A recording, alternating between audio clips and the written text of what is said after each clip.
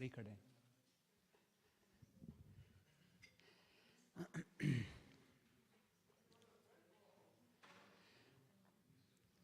जयो राधा माधव कुंज बिहारी, गोपी जन वल्लभ गिरिवरधारी।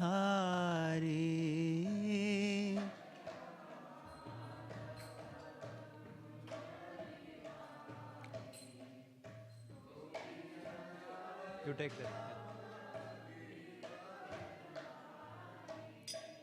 जयो राधा माधव कुंज बिहारी, गोपी जन वल्लभ गिरिवरधारी।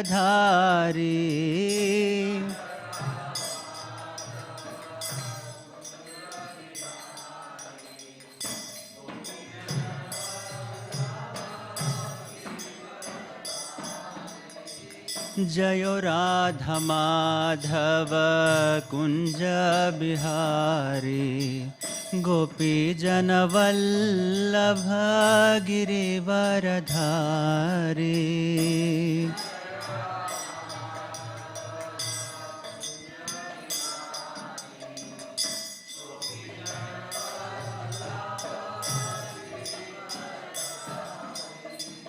यशोदानंदन ब्रज जन रंजना, यशोदानंदन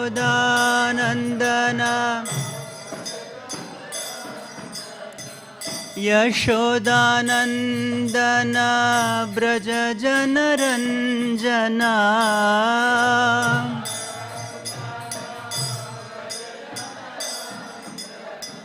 यमुना तीर बनाचारी,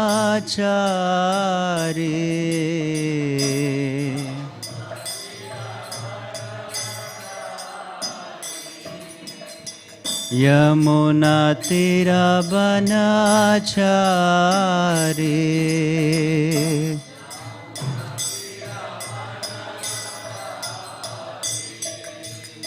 जयो राधा माधव कुंज विहारी, गोपी जन वल्लभ गिरिवरधारी। जयो राधा माधव कुंज विहारी, गोपी जन वल्लभ गिरिवरधारी। यशोदानंदन ब्रज जन रंजना,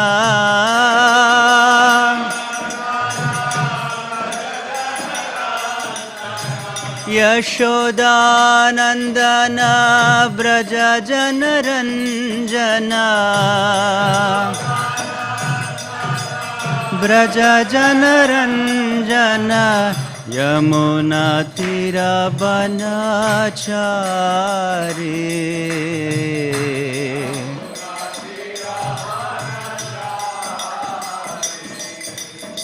यमुना तीर बनचारी।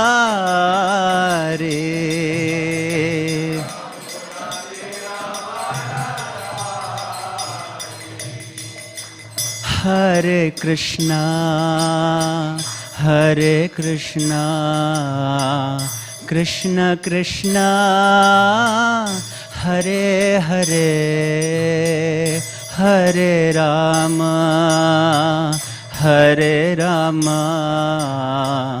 राम राम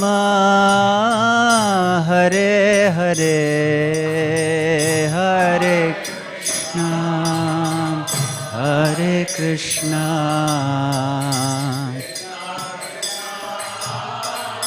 हरे हरे हरे राम।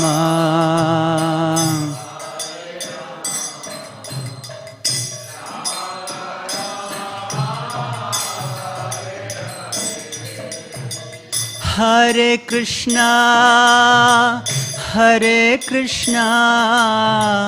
कृष्णा कृष्णा हरे हरे, हरे Ram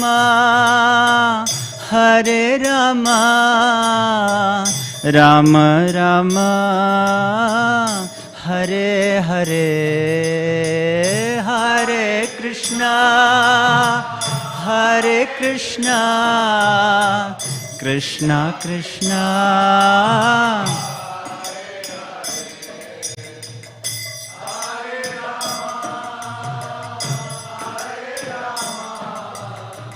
Rama Rama, Hare Hare, Hare Krishna, Hare Krishna, Krishna Krishna, Hare Hare, Hare Rama, Hare Rama, Rama Rama, Hare Hare, Hare Krishna.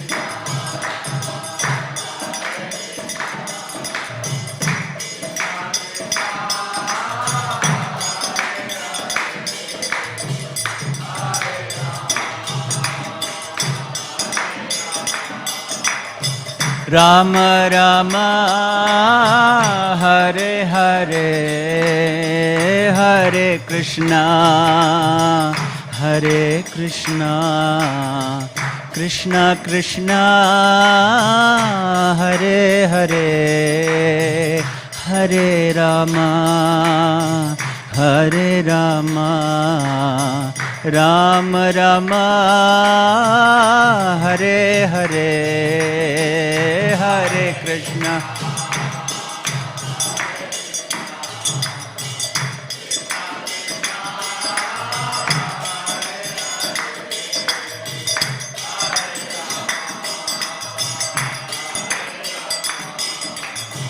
Rama Rama, Hare Hare, Hare Krishna, Hare Krishna, Krishna Krishna, Hare Hare, Hare Rama, Hare Rama, Rama Rama, Hare Hare, Hare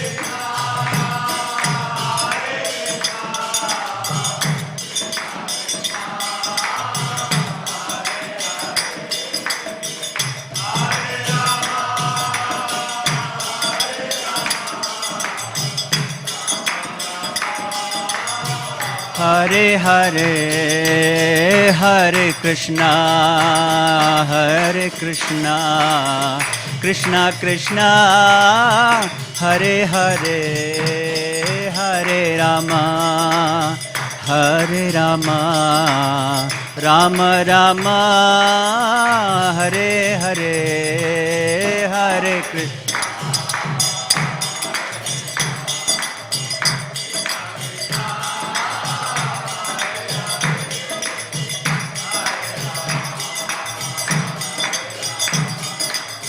Ram Rama, Hare Jayo Radha, Vallabha Radha, Vallabha Shri Radhe.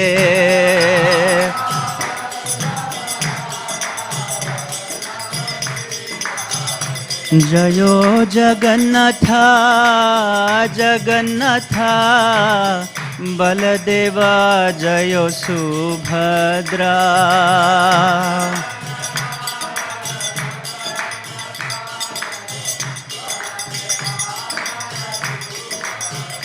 Jayo Gauranitai, Gauranitai, Gauranitai, Jayo Gauranitai.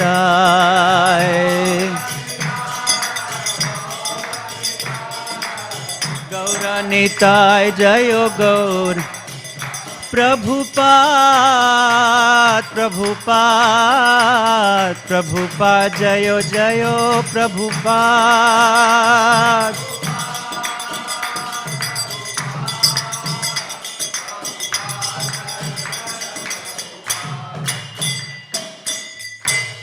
Prabhupada ki jai, jai Om Vishnupada Paramahamsa Parivrajakaacharya Ashtottara Shatashi Śrīmad His Divine Grace A.C. Bhaktivedanta Swami Śrīla Prabhupada ki jai, Ananta Koti Vaishnava Vrinda ki jai, Nitai Gaur Premananda, all glories to the assembled devotees, all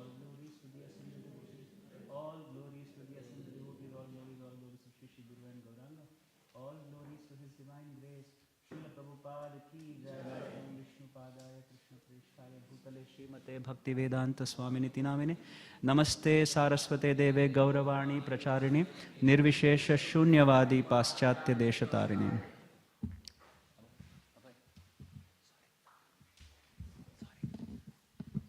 I said sorry because I took the mridanga from him. It's 36. Okay. Om Namo Bhagavate Vasudevaya.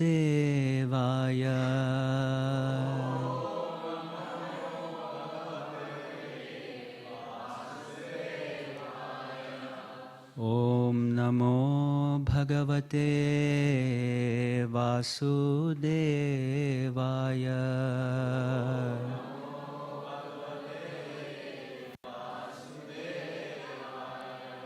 Om Namo Bhagavate Vasudevaya.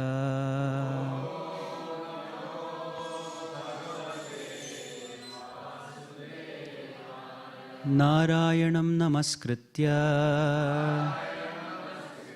Naram Chaiva Narottamam Devim Saraswatim Vyasam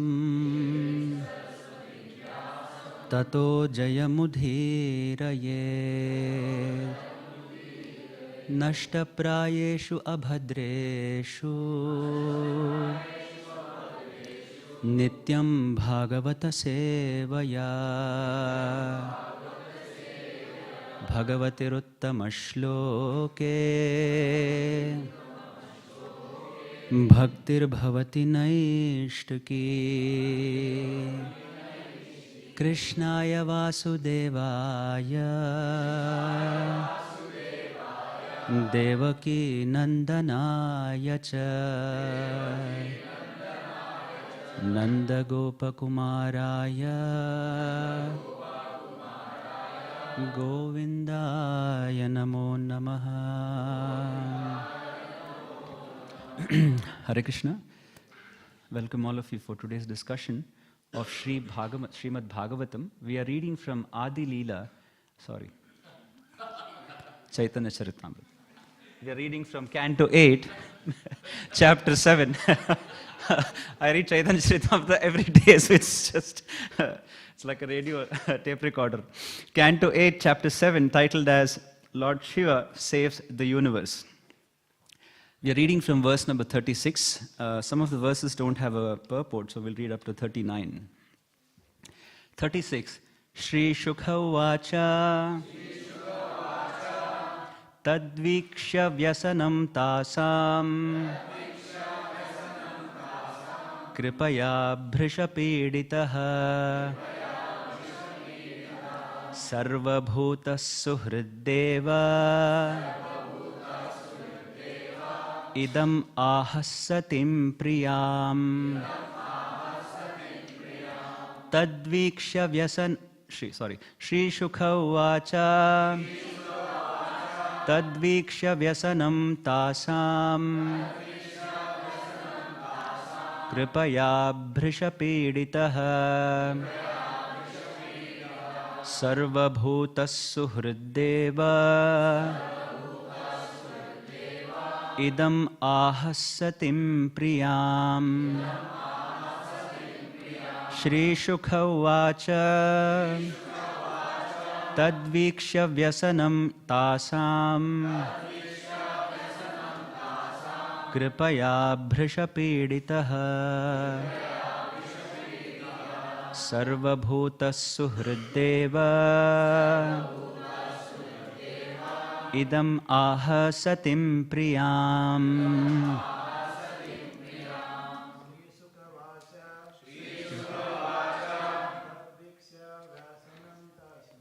Tadviksha Vyasanam Tasam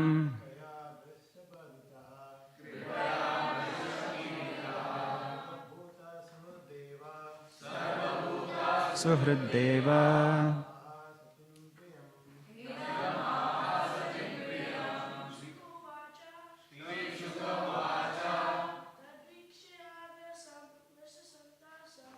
Tadviksha vyasanam tasam kripaya vishapeditaha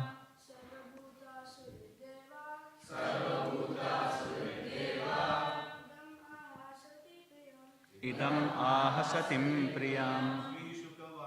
Shri Shukha uvacha tadviksha vyasanam tasam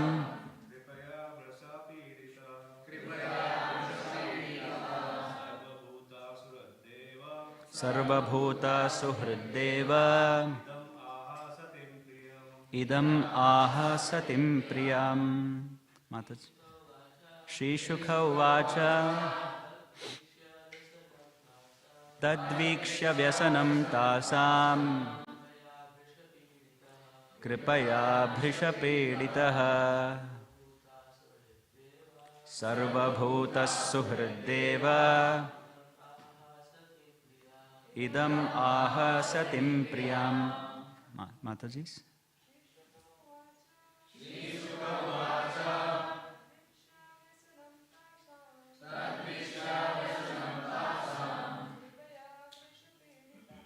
Kripaya vishapeditaha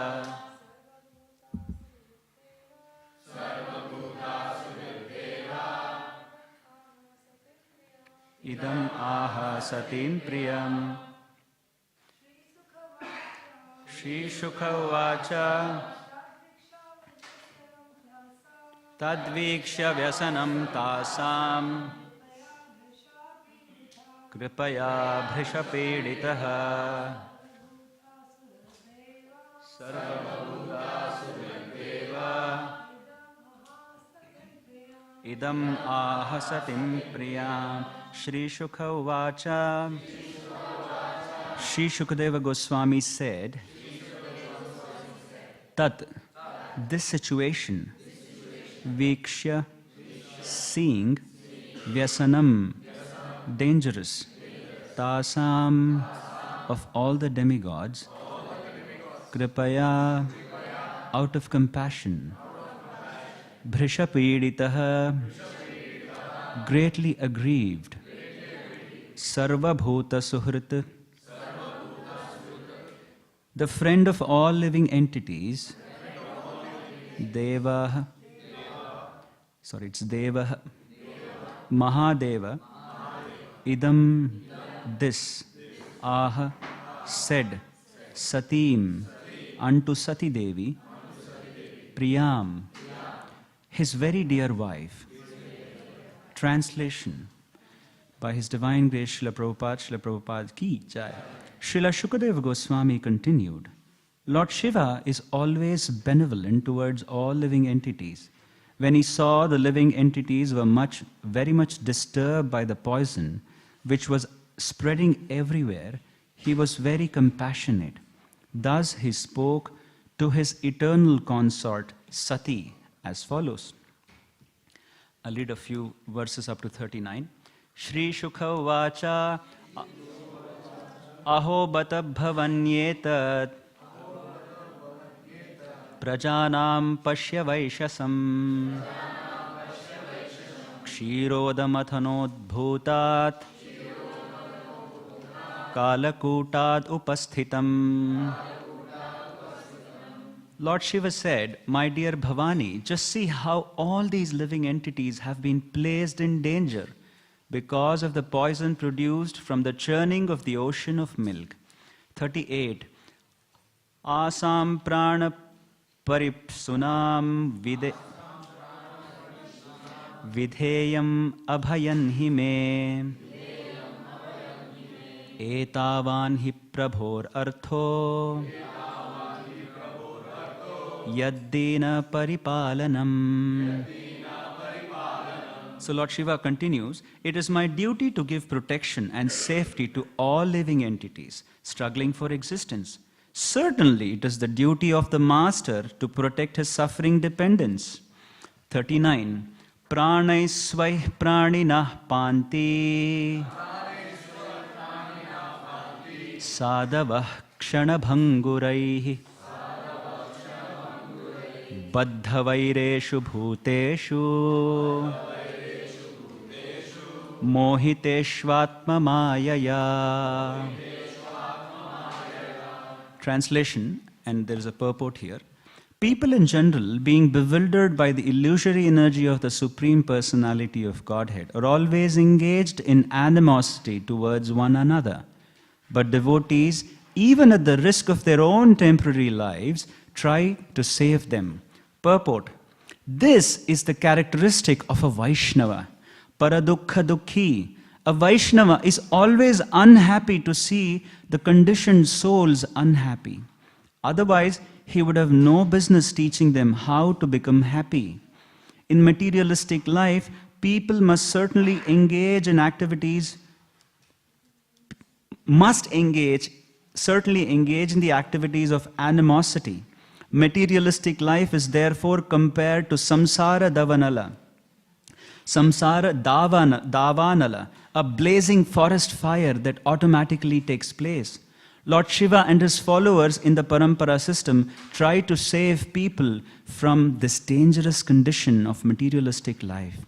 This is the duty of devotees following the principles of Lord Shiva and belonging to the Rudra Sampradaya.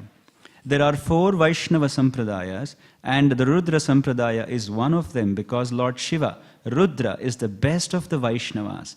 Vaishnavanam yatha shambhu.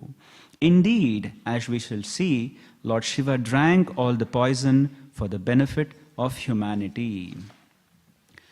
Om ajnanatimirandhasya jnananjanashalakaya chakshurunmilitam yena tasmai Shri Gurave Namaha. Shri Chaitanya Manobhishtam Sthapitam Yena Bhutale Swayam Rupa Kadamahyam Dadati Svapadantikam Vandeham Shri Guru Shri Yuta Padakamalam Shri Gurun Vaishna Vamscha Shri Rupam Sagrajatam Sahagana Raghunathanvitam Tam Sajivam Sadvaitam Savadhutam Parijana Sahitam Krishna Chaitanya Devam Shri Radha Krishna Padan Sahagana Lalita Shri Vishakham Vitamscha He Krishna Karuna Sindho Dinabandho Jagatpate Gopesha Gopika Kanta Radha Kanta Namostute Tapta Kanchana Gaurangi Radhe Vrindavaneshwari Rishabhanu Sute Devi Pranamami Hare Priye Vancha Kalpatarubhyascha Kripa Sindhubhya Evacha Patitanam Pavanebhyo Vaishnavebhyo Namo Namaha. Jai Shri Krishna Chaitanya Prabhu Nityananda Shri Advaita Gadadhara Shrivas Adi Gaura Bhakta Vrinda. Hare Krishna Krishna Krishna Hare Hare Hare Rama Rama Rama Hare Hare. Yam pravrajantam anupetam apeta krityam dvaipayana viraha katara ajuhava putreti tanmayataya taravo bhinedu stham sarva bhuta hridayam munimanatosmi. So, this section is a very interesting section because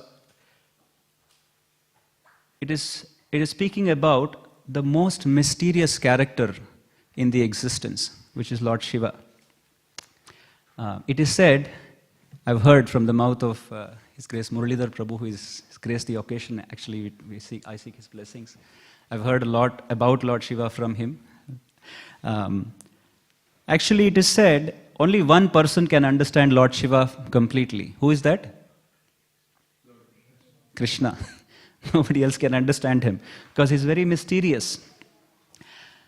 And Śrīmad Bhāgavatam tries to reveal him to us. And in this scenario, of course, Rudradev has appeared many places in the Śrīmad Bhāgavatam, but here he's exhibiting his compassionate nature by drinking the poison, the Kolahala poison that was emanating from the Samudra Manthan, from the churning of the milk ocean. Now, Śrīmad Bhāgavatam is, again, as we know, is a very unique literature. In the 12th canto, the 13th chapter, the 18th verse, Śrīmad Bhāgavatam glorifies itself, actually.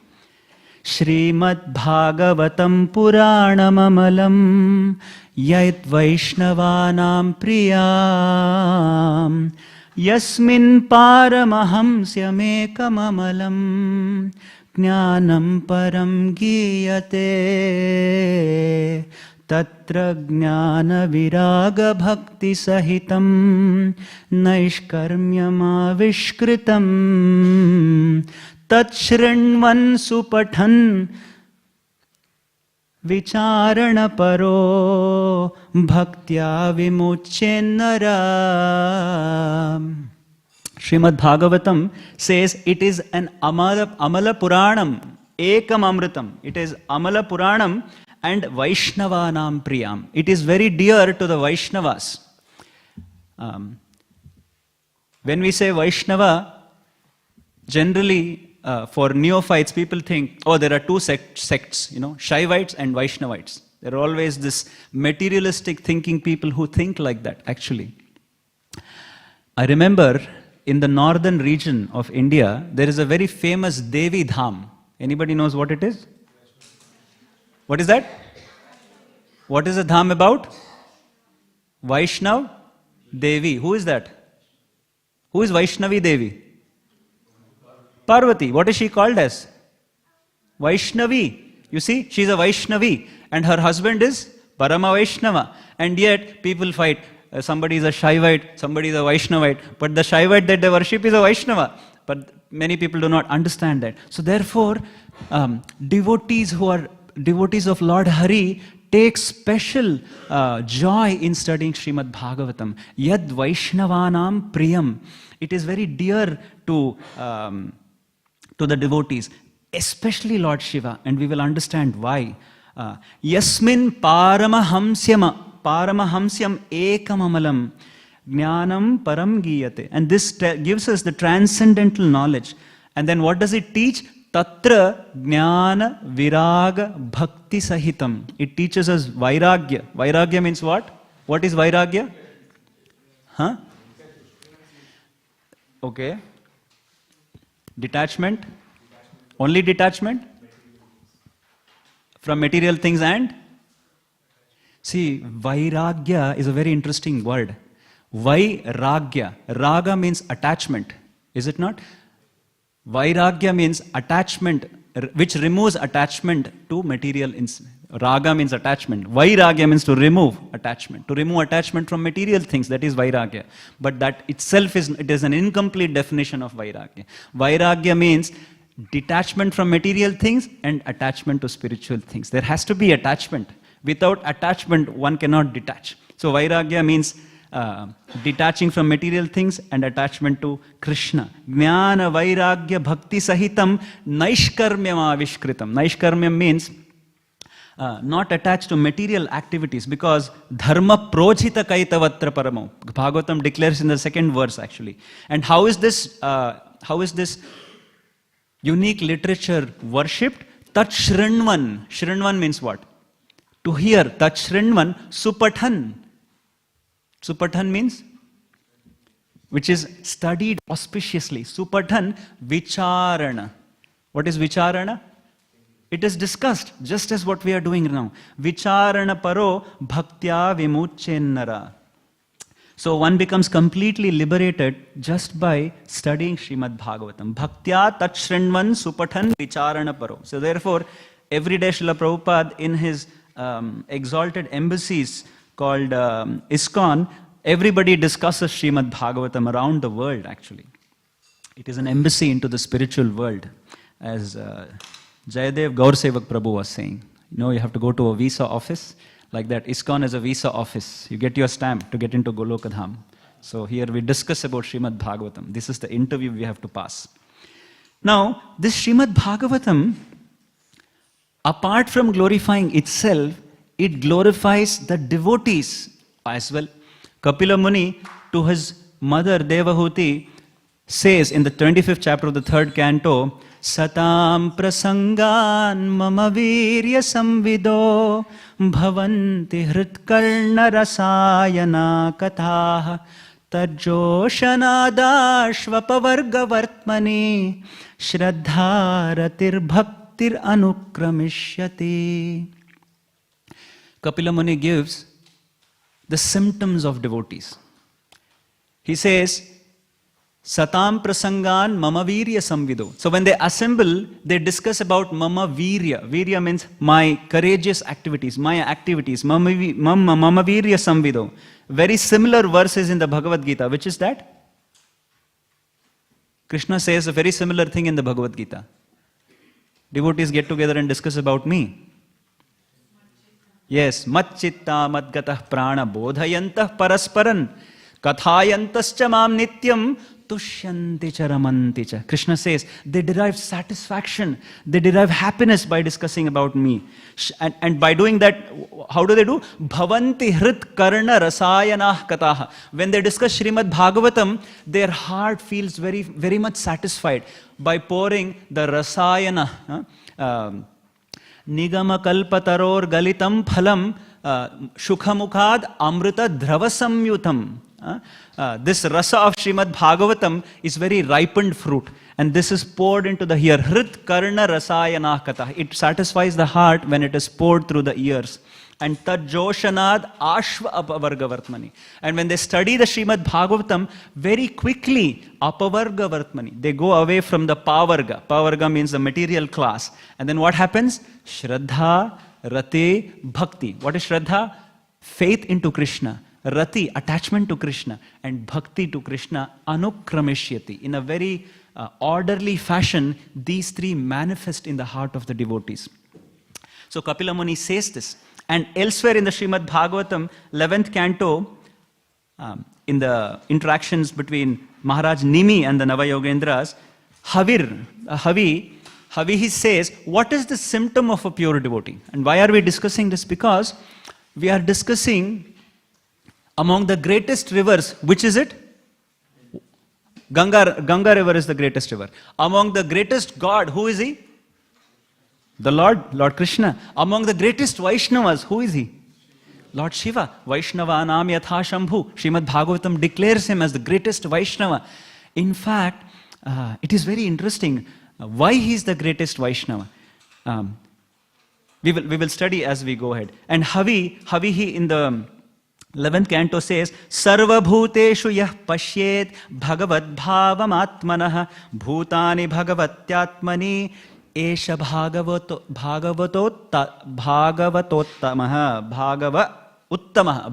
uttama means what?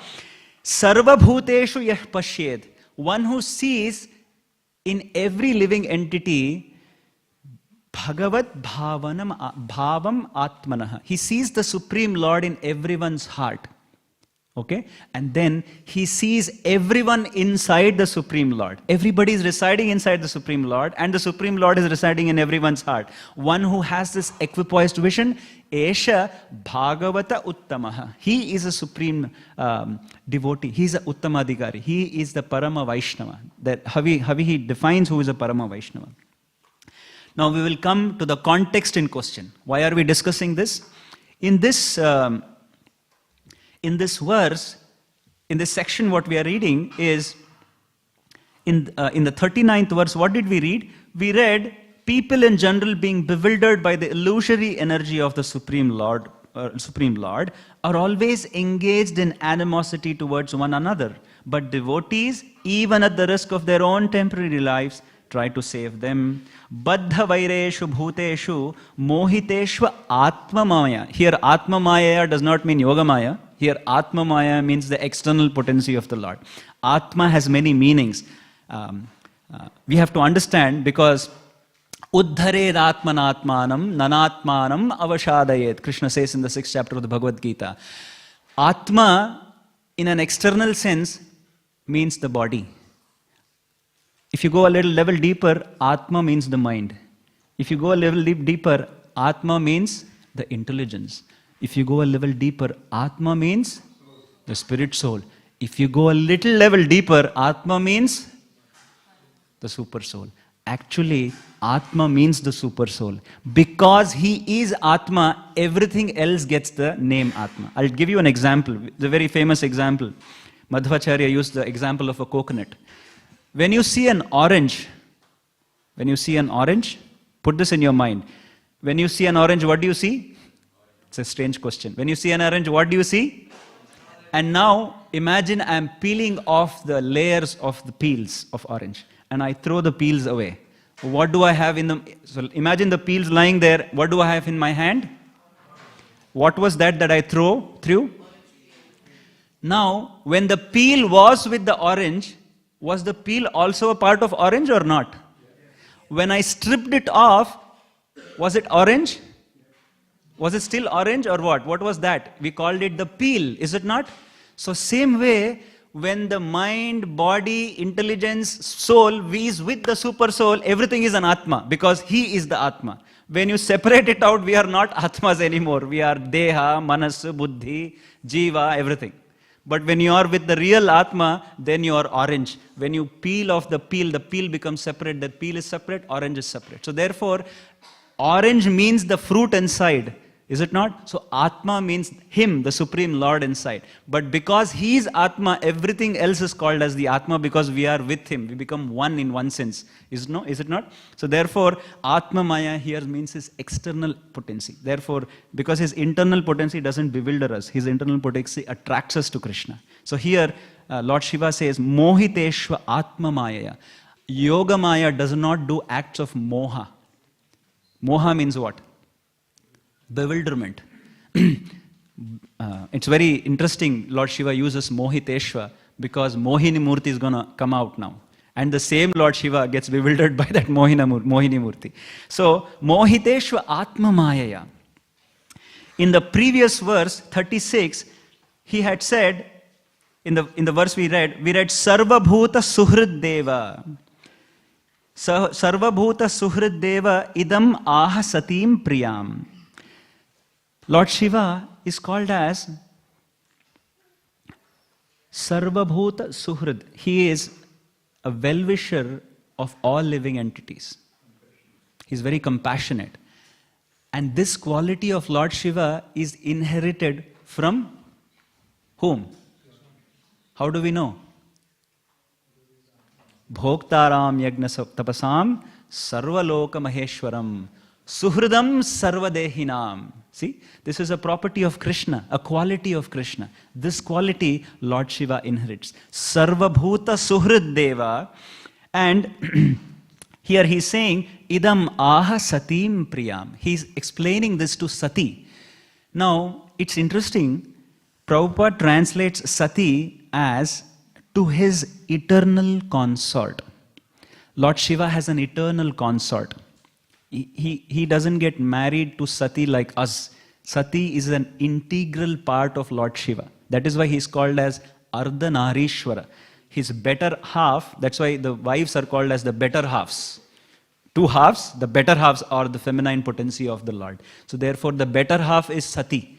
Sati or Parvati. Sati appears again as Parvati, as Parvata Muni's daughter, who is worshipped as Bhavani. Later she is addressed as Bhavani. To this Sati he is speaking to say, now look, they're all coming and praying for me. And then in 37 he says, Aho bata Bhavani etad. Now Shukadeva Goswami is saying, now Lord Shiva is speaking to Bhavani, who is none other than Sati. Prajadam Pashya Vaishasam Kshiroda Mathanad Udbhutat Kalakutad Upastitam. Now the poison has come out. And look how they are struggling. So I have to help them.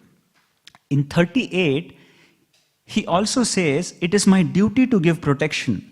But how does Lord Shiva say this? He says, Etavan hi prabhor artho yad dina paripalanam. He says that as a master has to protect his praja, so I will protect them. This is 38. 38, he's saying, I am the master. He's the master. That's why he's called as Ishvara. Is it not? Isha. In our Hindi or Kannada classes when I was to study, Isha means they used to give a picture of Lord Shiva. Isha means the controller actually. He's also the controller. He's a controller of many things actually we will discuss today. In the 38th verse, he said, because I am the master, I need to help them. But then in 39, there is a transformation of consciousness. Lord Shiva does not want to enact by drinking poison as the master. How is he going? If you read 39, Pranai swaih praninah panti sadava kshanabhanguraihi baddha vaireshu bhuteshu mohiteshva atma mayaya. Here he says, sadhavaha. The word sadhavaha is used. When he is speaking to Sati Devi, he's saying, I am the master of all the living entities. So therefore, even for the Devatas, I am the master. Therefore, he is Mahadeva. But when he's saying, I am Mahadeva, but I am not going to drink this poison thinking I am Mahadeva. I am going to drink this poison thinking I am a sadhava, I am a devotee. That is why here Prabhupada writes in the translation of 39, but devotees, even at the risk of their own temporary life, they try to save them. Kshanabhanguraihi.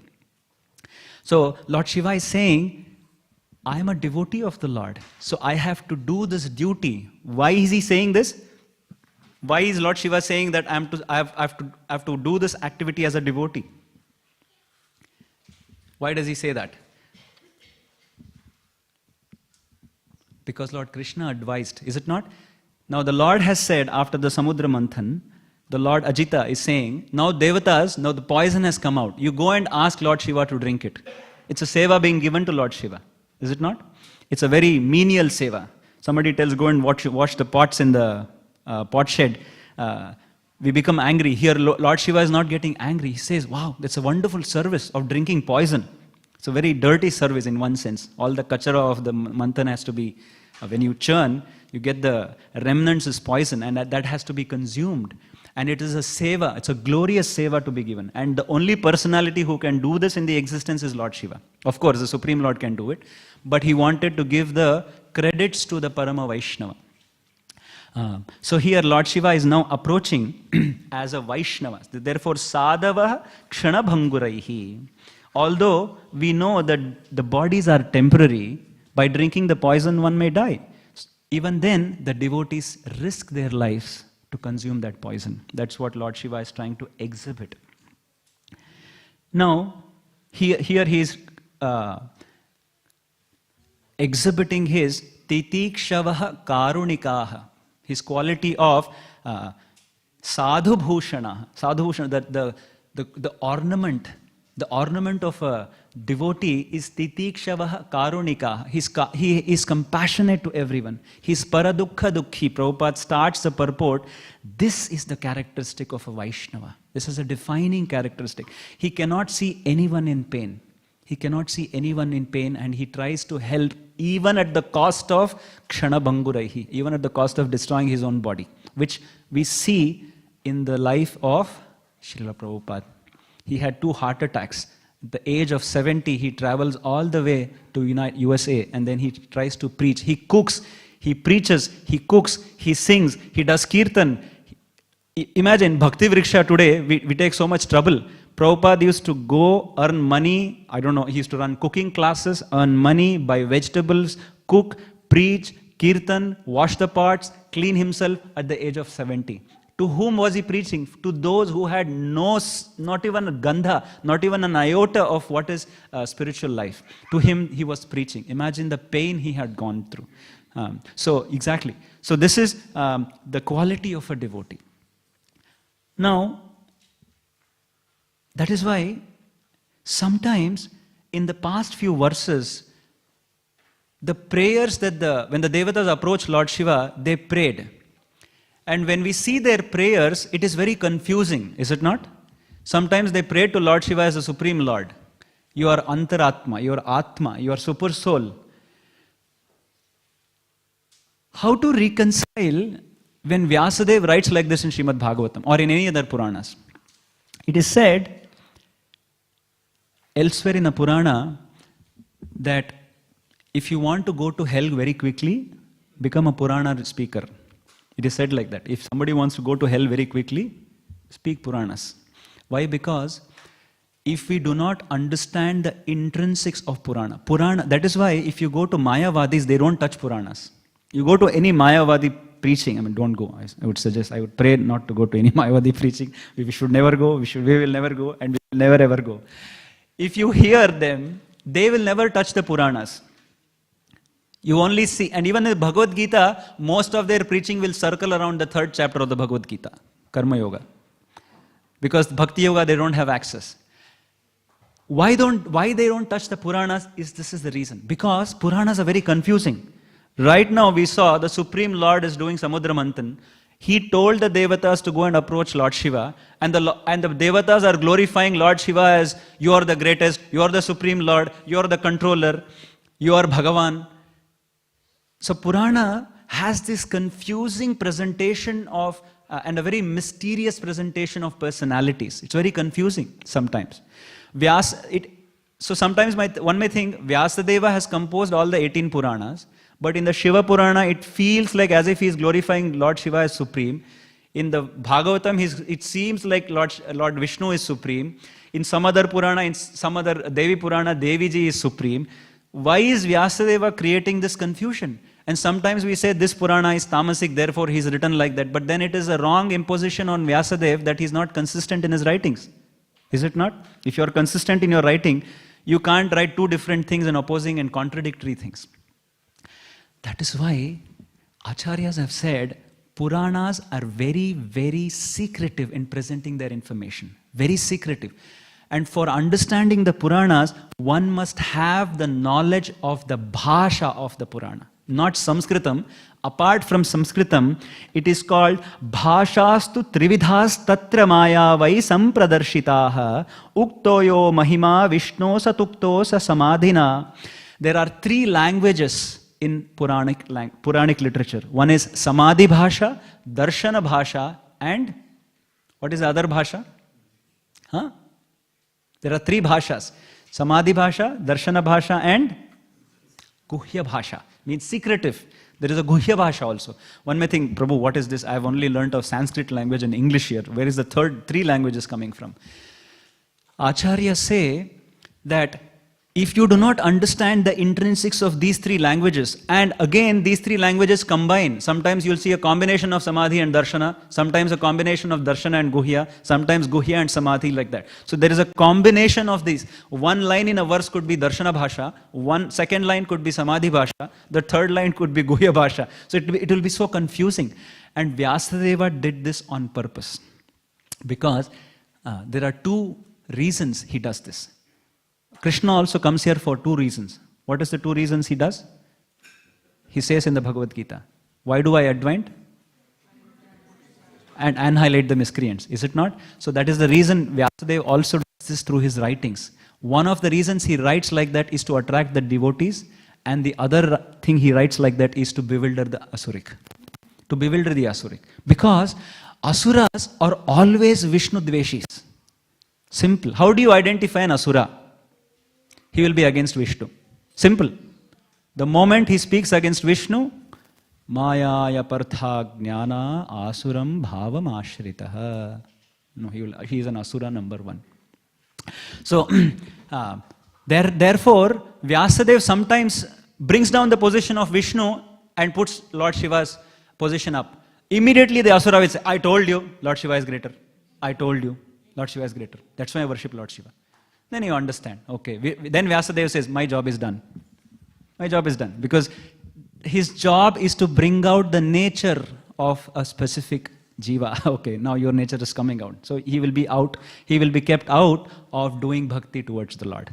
So therefore it is very important to understand these three intricacies of the languages. In fact, this battle between worshippers of Lord Shiva and worshippers of Lord Vishnu are a very long battle. As I said, it is not today. It is even in the Asuric ages we see the battle between. It is like this. Sometimes so-called worshippers of the Supreme Lord, Lord Vishnu, they don't go and take a dip in Ganga. Do you know that? There are people like that. There are so-called devotees who don't go and take a dip in the Ganga. Why? You know why? Because it has touched the head of Lord Shiva. It is so bewildering. And sometimes there are followers of Lord Shiva who don't drink Ganga because it has washed the feet of Lord Krishna. It is like that. It's so much misconception. It is like this. Two people were fighting. They were saying Lamborghini is better or Rolls-Royce is better. You know Lamborghini and Rolls-Royce, the big cars. They were fighting, they were on the streets, they were punching each other nicely, saying, I told you Lamborghini is better the other way. No, I told you Rolls-Royce is better. Rolls-Royce is like this. They both did not even have a bicycle with them. And they were commenting on the biggest cars in the market. So people who fight Vishnu Paramya or Shiva Paramya, they don't even know who they are. Completely bodily concept of life. They don't know they are a spirit soul, but they try to contradict, or they try to fight on the two highest tattvas in the existence, Lord Shiva and Lord Vishnu. So this is the state of many people actually, and the hatred for Shaivites and Vaishnavites. So there is, that's why you will see, whenever you see this fight between two people trying to establish Shiva is greater, Vishnu is greater, just stay away from them. We will see this in the 4th canto of Śrīmad Bhāgavatam, when Daksha Prajapati Yagna is happened. After that, Prabhupada and the Acharyas write, Brahmaji prays, actually there is no difference between you, Lord Shiva, and Vishnu, because you are a Guna Avatara, which we will see actually, why there is no difference. Now, we have to understand, let's try to understand who this personality is, Lord Shiva.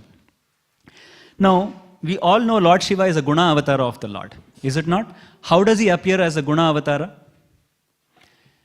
When the creation takes place, what is the first tattva that gets created? Correct? Mahat Tattva. Now this Mahat Tattva has another name. What is it? Pradhana. Now this Pradhana, from Pradhana comes what? 2nd canto of Śrīmad Bhāgavatam. Pradhana comes 3 modes of material nature. Is it not? 3 modes. But before the 3 modes comes, there is one thing that comes out. What is that? Ahankara.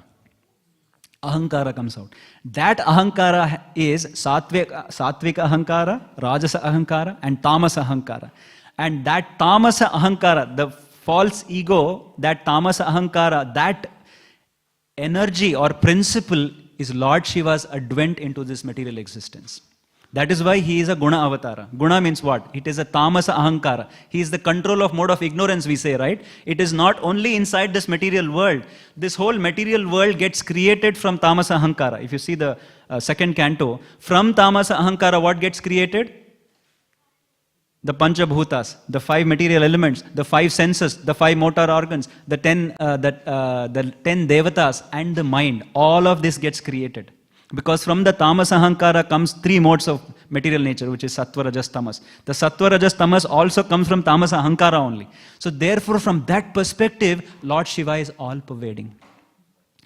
When Lord Shiva, that is the appearance of Lord Shiva outside the cosmos.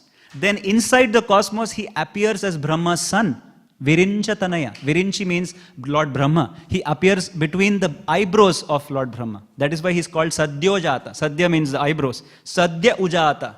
That who is born between the eyebrows of Lord Brahma is called Sadyojata. So he appears between the eyebrows of Brahma. And what was he doing in the first time when he was born? When he appeared between the eyebrows of Brahma, what did he do? He cried. Therefore, what did Brahma name him as? Do you know why he cried? As soon as Lord Rudra was born, he cried. He said, what shall I do now? Engage me in seva. Engage me in the seva of the Lord. He cried for the name of the Lord. Lord Shiva, the first thing Lord Shiva teaches us is to cry for the Lord. Therefore, immediately Brahmaji says, okay, I'll give you 11 places to, and he says, give me the names by which I can chant, I can engage myself in seva. Give me the place where I can, my sadhana jaga, the place where I can do my sadhana, and the medium of my sadhana. So he's given 11 places to sit and chant, and he's given a holy name to chant, and then he's given a wife who is Vakdevi. Vakdevi is the Devi who controls Vak. Vak is speech, is it not? Now speech is controlled by many devatas again. Agni controls Vak, Saraswati Devi controls Vak, Parvati Devi controls Vak. So it's quite complicated. And Krishna's creation is quite complicated. Our creation itself is quite complicated. So imagine Krishna's creation. So principally, Lord Shiva gets married to Parvati Devi. And when he advances Lord Brahma's son, he is called as Rudradeva, and he cries. When he cries, he is demonstrating that Chaitanya Mahaprabhu also used to cry when he was born. And when you say Hari Hari, he used to keep quiet. So the same thing was demonstrated by Lord Shiva. He cried. As soon as Lord Brahma gave him mantra of Sankarshana, then he became quiet and he was worshipping. Lord Shiva worships two deities of the Lord. One is, he is an expansion of Mula Sankarshana. That is why, you know, Sadashiva comes from Sankarshana. That Sadashiva aspect of the Lord is, if you see the 5th canto, Lord Shiva is always meditating on Sankarshana. It is said in the 5th canto, 18th chapter. He meditates on Sankarshana. Why? Because he is responsible for creation in one sense. And Lord Shiva also meditates on another form of the Lord. Who is that? Huh? Rama, but another, he derives his energy for destruction. Lord Shiva is responsible for destruction, isn't it? Where does he derive the destructive energy from? Yes, Narasimhadev. He worships Narasimhadev. There is a very close connection between Narasimhadev and Lord Shiva. Now,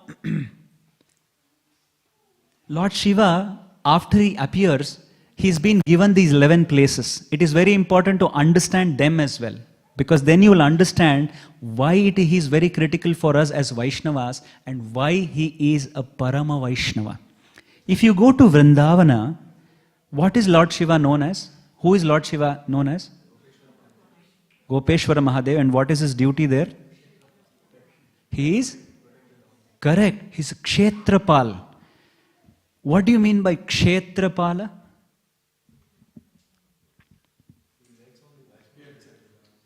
Okay, he protects the Vaishnavas inside the Dham, and he protects the Dham, and he protects the Bhakti inside the Dham, right? So Kshetrapala has a very broader definition, and it is not. So what is a Dham? What is a Dhama? Correct. Please say it loudly, Prabhuji. Dhama is a place where Bhagavan resides. And where does Bhagavan reside here? Where is he residing here? Inside the altar and in everyone's heart. So this also is Dhama. Therefore Lord Shiva is here as well, protecting our Dhama. If you want to... Bhajahu re mana Shri Nandanandana Bhaya Charanara Vindare. Mana, Bhajahu re mana. When you meditate, when you ask your mind to meditate on the Lord has to come and sit in your heart, is it not? So, when the Lord has to come and sit, that has to be protected. So therefore Lord Shiva protects that mana. So therefore he is mana abhimani devata. He controls our mind. If you want Krishna to eternally sit in your heart, make sure Lord Shiva is your Kshetrapala. An Acharya in the Madhva Sampradaya prays, Taila dharayante manakodo Shri Hariyali. Means, you know when you pour water, how does water flow? You know, it keeps breaking. But when you pour oil, how does oil flow? A continuous stream. So the Acharyas pray, help me so that my mind can always flow towards Krishna just like oil. They pray to Lord Shiva like that because his mind always flows to Lord Krishna, always like a Tailadhara. When Daksha Prajapati was insulting Lord Shiva, he did not get up. You know why he did not get up? Yeah, because he did not have to do anything externally. He was constantly meditating on the Lord. It was not that he was trying to displease Daksha Prajapati. It was not that he knew, Lord Shiva knew, I am greater than Daksha, why should I stand up? That's not his intention. He was not aware. Although he was his father-in-law, he was not aware of his external consciousness. He's always aware of Krishna at all times and places and circumstances. So therefore, his mind flows freely towards Krishna. So therefore, he can protect our Dhama. So therefore, he's Mana Abhimani. He sits inside the... Therefore, if we are disturbed in our chanting, if our chanting is not having focus on Krishna, we are having a prakopa of Lord Shiva. If Lord Shiva is not pleased with us, you can never please Krishna. This is one of the diktats we have to understand. But that does not mean we consider Lord Shiva to be superior to Krishna. Lord Shiva is worshipped. So the question is two things. How do we approach Shiva? How do we worship Shiva? These are the only two questions for a Vaishnava. We approach Lord Shiva as a Parama Vaishnava. We approach Lord Shiva as one who can bestow us Krishna Bhakti. Because he has Krishna Bhakti. As a Guru we approach him. So that is, he controls the mind. He also controls the three states of existences. The state of wakefulness, the state of dream sleep, and state of dream state, wakefulness, and deep sleep. All the three states he controls. So therefore, when I'm awake, when I'm speaking, if I'm bodily conscious, that is because I am exposed to the prakopa, for the anger of Lord Shiva. If I'm internal focus, that means I'm... Lord Shiva has two duties. One duty is to give me the exposure to the asuras. You know, Lord Shiva has followers. You know who his followers are? Ghosts and goblins. It is said, in the day there are 3 sandhyas. You know that? 3 sandhyas. We pray every day in the morning. Where do you see Trisandhya? The word Trisandhya. Yes, dhyayamstu vamstasya yashas trisandhyam. Yasya. The last paragraph of the Guru Ashtakam we sing. In the 3 sandhya kala means the three critical times of a day. The sayankala, the evening time where the sun is setting, is a time for Lord Shiva. Lord Shiva travels on his bull with his wife, his consort Parvati. Whosever house is worshipping Lord Krishna, he bestows auspiciousness in that house. But the problem is, he has left his people there in Kuverloka, in the Kailasa. Who are his people? Ghosts and goblins. Now they are free. Lord Shiva has gone out for visits. He's gone on parikrama. The ghosts and goblins are free. So where do they start doing upadrava? They start creating problems. Where do they go? They have to go somewhere, na? They also have to go for an evening walk. So what they do, when Lord Shiva goes and finds, oh, auspicious house, auspiciousness. So where auspiciousness there Shiva and Parvati resides. That's why they are called as eternal couple. So that's why in India, you know, if you want to have an eternal marriage and a good marriage, you should have the blessings of Lord Shiva and Parvati. Why? Because they bestow auspiciousness. Auspiciousness means Shiva. The word Shiva, Sha, comes from the word Sham. Sham means auspiciousness. That E is the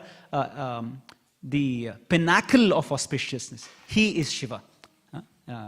So Shiva means auspiciousness, and therefore Shiva is the controller of the mind and Vakdevi is the controller of speech. So if the mind is controlled, whatever we speak will come out correctly. If the mind is not controlled, we'll speak so many other things. So therefore, Vacho Vegam, Manasa Krodha Vegam. For having Vacho Vedam, and see, that's why Vacha and Manasa are together. Upadeshamrita. Shiva and Parvati are together. Vacha is Parvati, Manasa is Shiva. So there's a lot of connection between all of this.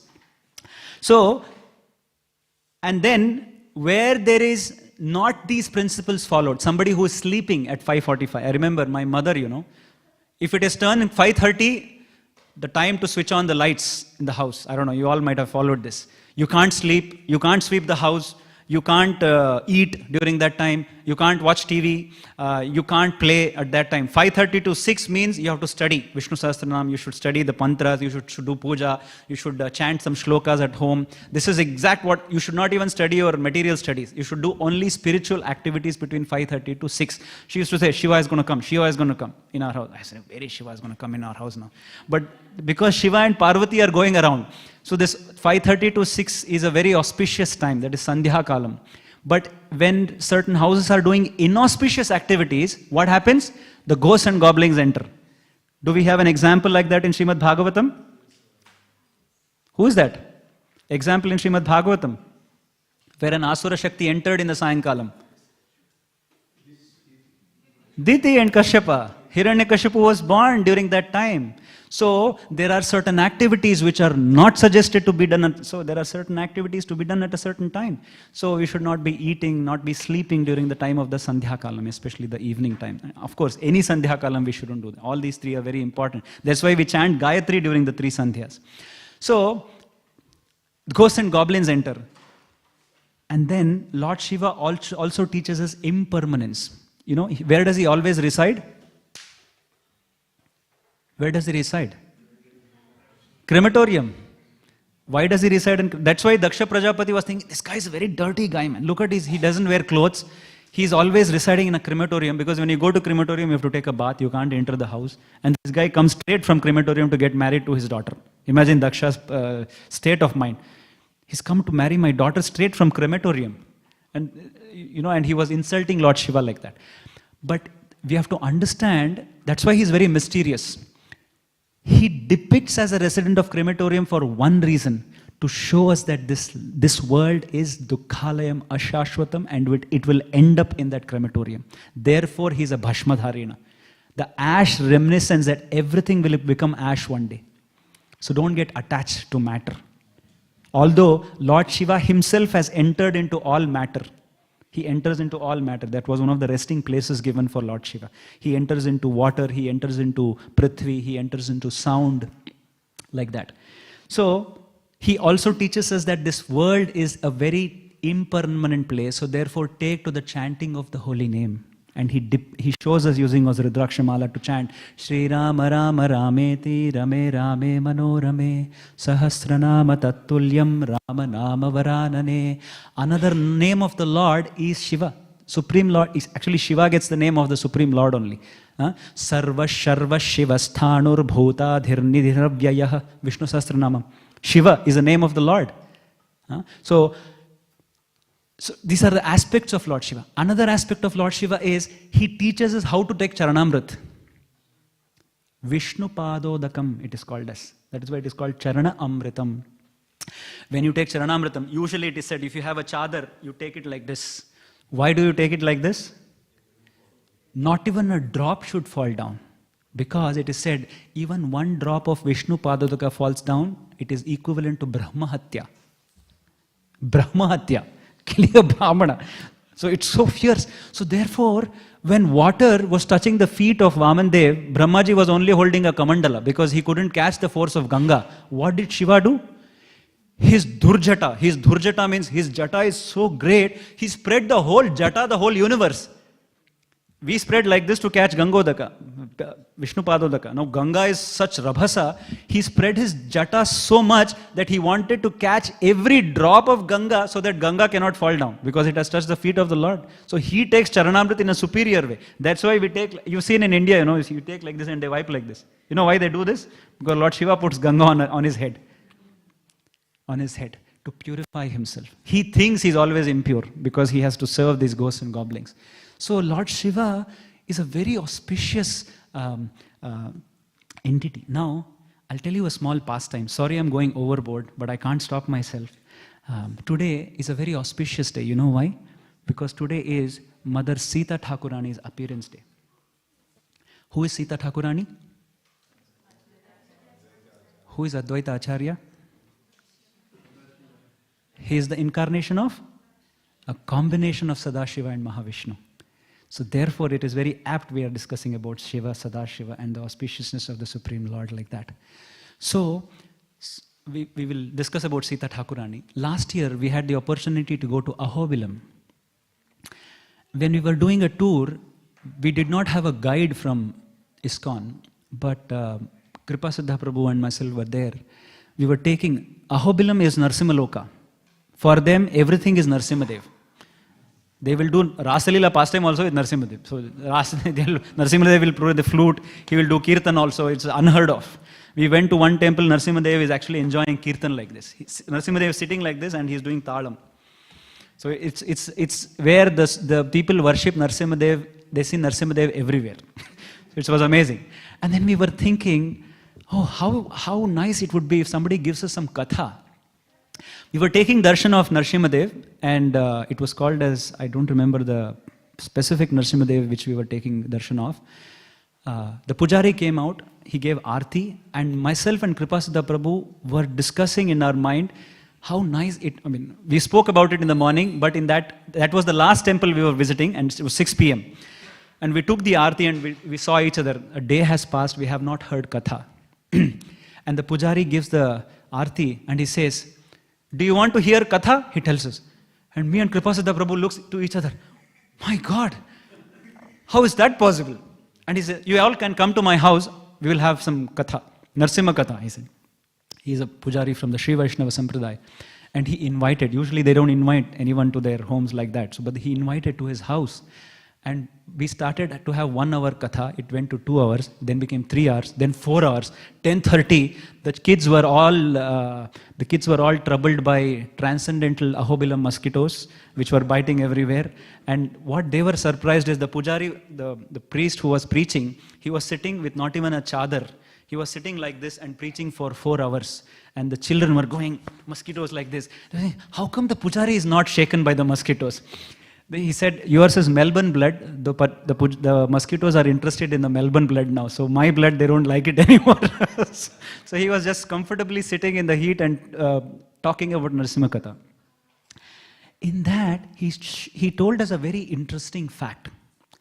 I will just read a few verses. Tell me, what do you think? Om Sadashivaya Namaha. Om Gunabhadraya Namaha, Om Mahabhadraya Namaha, Om Balabhadrakaya Namaha, Om Ishaya Namaha, Om Bhairavadambaraya Namaha, Om Raudraya Namaha, Om Hare Namaha, Om Kolahalaya Namaha, Om Aghoraya Namaha, Om Ghora Vikramaya Namaha. Whose names are these? It looks like, right? These are Narsimhadev's names. This is coming from Narsimha Ashtottara. 108 names of Narsimadev. You will see 54 names, you can straight away make sure it is Krishna's names. Om Keshavaya Namaha, Om Lakshmi Kantaya Namaha, Om Trinetraya Namaha. Narsimadev also has 3 eyes, by the way. Durga Devi also has 3 eyes. Shiva also has 3 eyes. That is why he gets the 3 eyes from. He told us that the 54 names of Narsimadev in the Narsimha Ashtottara is what gets transferred to Lord Shiva. Because he worships Narsimadev during the time of destruction. And he draws Narsimha Agni, uses that energy to destroy the material creation. Lord Shiva uses that. Because he worships Lord Narsimadev while destruction happens. Because he has to destroy but at the same time protect the Dham. So he has very difficult duty, Lord Shiva. So he does that. So he told us that the mantra, we always chant a Narsimha mantra. What is that? ISKCON people are very famous to chant that mantra. He started his preaching like this. No, another one. Starts from, yes, Ugram Viram Nrisimham Bhishanam Bhadram Mrityu Namami. It is not Mrityu or Mrityu, it is Mrityu Namamyaham. He said, do you know who told this verse? Who is chanting this verse? He said, we don't know. He said, Lord Shiva has chanted this verse. Lord Shiva chants this verse to Narasimhadev. That is why he says, Mrityu Namamiham. You are the death personified to death himself, because he is death. Lord Shiva is death. He brings destruction. Mrityu Namamiham. I worship you, Narasimhadev. You are the death to the death personified himself. I am death, like Lord Shiva is Kala in one sense. And you are death to that death. I play to you. This Ugram Viram is a verse that is coming from Lord Shiva. So therefore, it is very interesting. There is another beautiful pastime. Chaitanya Mahaprabhu, while he was doing yatra, when he was near Jagannath Puri, near Bhuvaneshwar, there is a beautiful temple of Lord Shiva. When he sees Lord Shiva's temple, he runs towards the deity of Lord Shiva. Murari Gupta writes in his book, and he immediately composes something called as a Shiva Ashtakam. There is a Chaitanya Mahaprabhu's spontaneous rendition of Shiva Ashtakam in the glorification of Lord Shiva, that he says, here I am meeting a Parama Vaishnava, and he becomes ecstatic by looking at the deity of Lord Shiva. There's another small pastime of Chaitanya Mahaprabhu like that. So, like this, we can go on meditating on this personality, Lord Shiva, of how much compassionate he is for the devotees. I will tell about one utmost compassionate aspect of Lord Shiva, and I'll complete there. Did you know that Lord Shiva is there in Bhagavatam in a different way as well?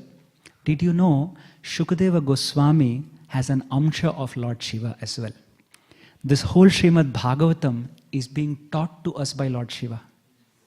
Shukadeva Goswami is a Vairagya Purusha. You see, he doesn't even wear clothes. Why does he not wear clothes? That Vairagya Bhava is an amsha of Lord Shiva.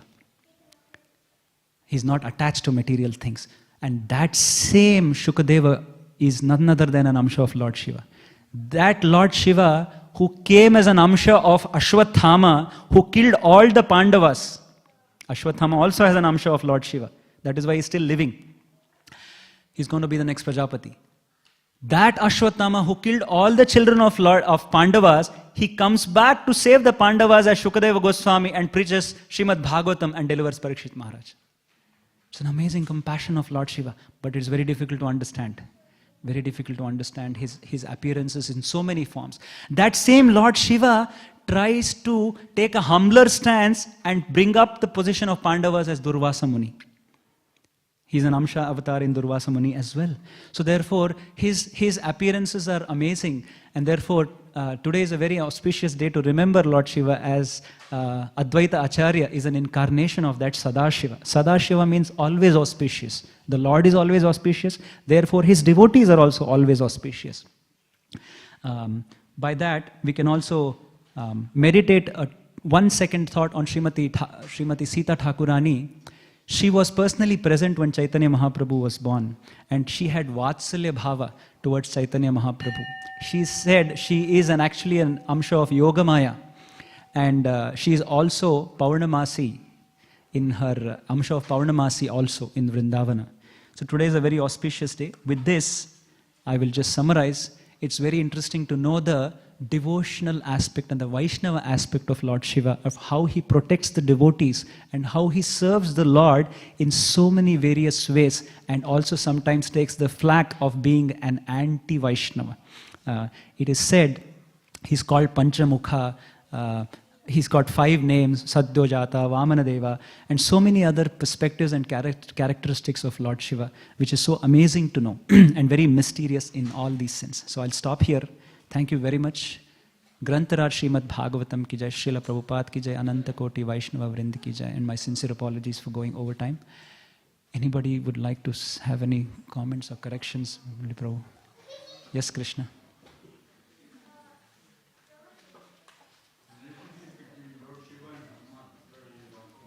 Yeah.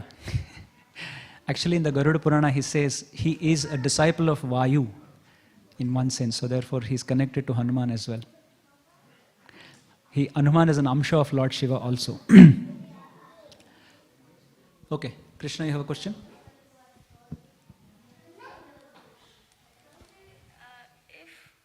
If Lord Shiva has Vagdevi as his wife, yes, then how can Parvati also be his wife? Parvati is Vagdevi. So Vagdevi, again, Vagdevi, there are 2 Vagdevis. One is Parvati and one is Saraswati. They are different. This Vak is Parvati Devi. She is also Vagdevi. Vak means speech. Vagdevi means a devata who controls speech. That's all. Vagdevi is a position. It's not the name of a person. Then how do we know if we are talking about Saraswati Devi? How do we know if it's Parvati Devi or Saraswati Devi? As long as you're glorifying the Supreme Lord, as long as you're glorifying the devotees of the Supreme Lord and the Katha of the Supreme Lord, you have the benedictions of both Parvati and Saraswati. The moment we criticize or blaspheme the devotees, there is another Vak Devi as well called as Asuri Vak. Because Saraswati Devi cannot sit in our tongues and cause blasphemy of the devotees. There is a Asuri Vak.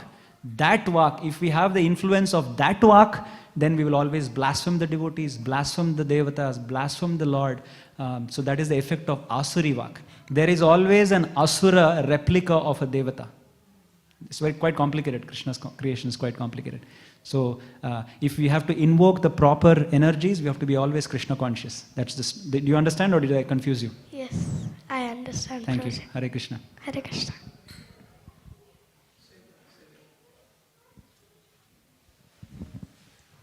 Hare Krishna, Prabhu. Hare Thank Krishna. you for the wonderful class.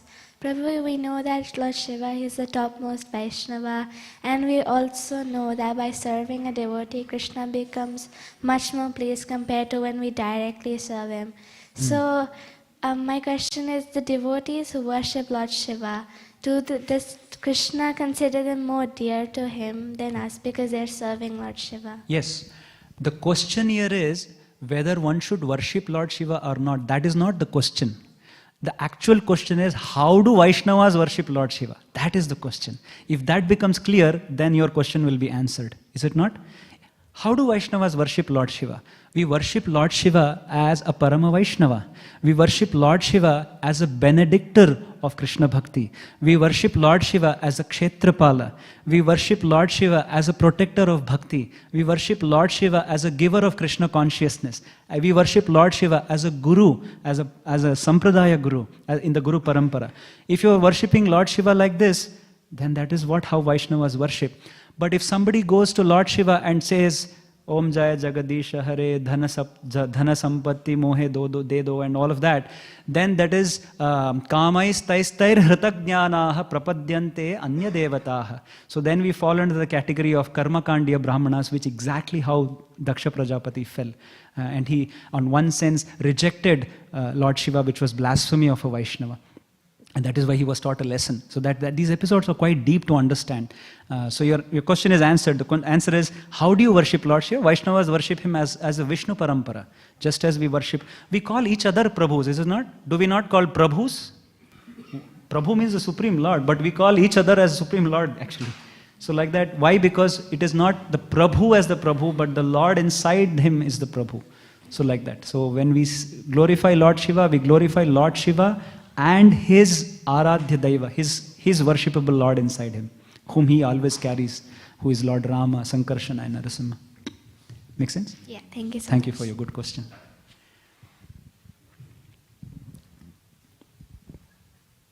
Hare Krishna Prabhu, thank you for the class. Thank you, Prabhuji. This question is out of curiosity. As stated in Bhagavatam, Shivji is the greatest or Param Vaishnava. We hear about Shivji in Bhagavatam many times, Rudra Gita and other places as well. Also, we hear about Shivji in Gaura Aarti, Shiva, Sukha. Yeah. And even while doing pranama, we hear Ganga Mai Ki Jai, Yamuna Mai Ki Jai. Yeah. But my question here is, though Shivji is the greatest of all the Vaishnavas, and he is also, as you referred, he is Guru, as well as he is the Kshetrapal, and many examples over there. So what is the reason that we particularly, this is out of curiosity, we particularly in ISKCON, we don't celebrate Shivratri and other Shiv festivals, though we know he is the greatest of all. Even Srila Prabhupada said, like, when someone is giving Bhagavatam, Shivji and Naradji is present over there. Yeah. We do celebrate Shivratri, but not in the colloquial sense that we are used to seeing in India. Shivratri means what? Remembering the glories of Lord Shiva, worshipping Lord Shiva by studying his teachings and following in the footsteps of Lord Shiva by chanting the holy name of the Lord, which we do all the time. That is how you worship Shiva. How do we worship a particular deity? By following the instructions of that particular. So we do that.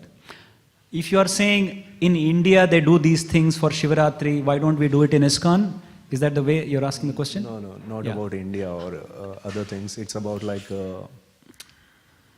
today's appearance day of Sri Sita Devi. Again, there would be many festivals related to Shivji, Shravan Maas and other things, and so we consider him. Bhagavatam is saying that, like you gave example of Chaitanya Mahaprabhu, he embraced Shiva as soon as he saw him, the Murti of Shiva, as well as Srila Prabhupada himself said, and there are many examples and so on. Yeah.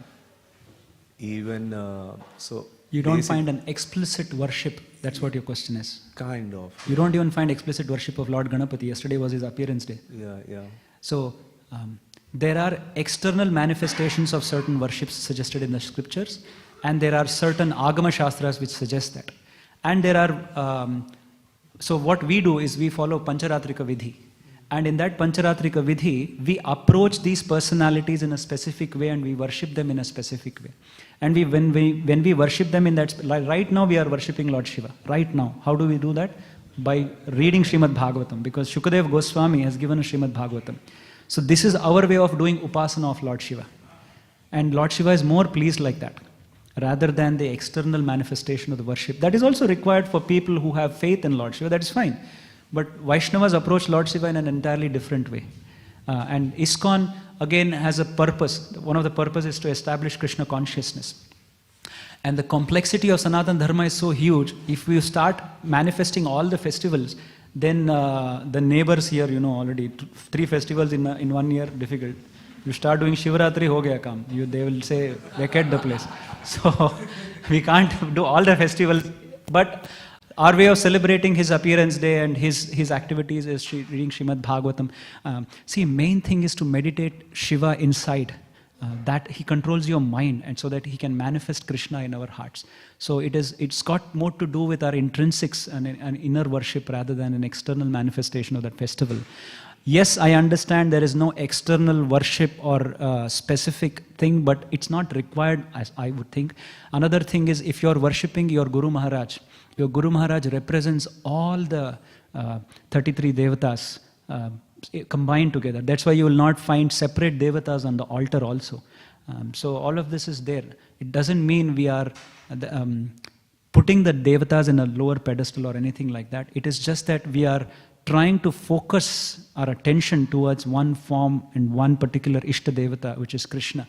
Vyavasayatmika buddhihi ekeha kurunandana.